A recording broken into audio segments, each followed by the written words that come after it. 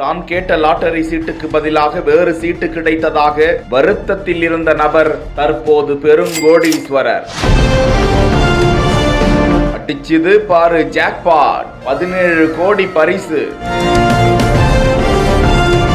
அமெரிக்காவின் வெர்ஜீனியாவை சேர்ந்த கெல்லி லின்ச்சே என்ற நபர் லாட்டரி வாங்கும் வழக்கமுடையவர் என்ற நிலையில் கடைக்கு சென்று லாட்டரி சீட்டு வாங்க முயன்ற போது தான் கேட்ட லாட்டரி சீட்டுக்கு பதிலாக வேறு சீட்டு கிடைத்ததாக வருத்தத்தில் சென்றிருந்தார். இந்த நிலையில் மாற்றி வாங்கப்பட்ட அந்த லாட்டரி சீட்டை சுரண்டி பார்த்தபோது ஷாக்கிங், 17 கோடியே 32,98,500 ரூபாய் பரிசாக விழுந்தது.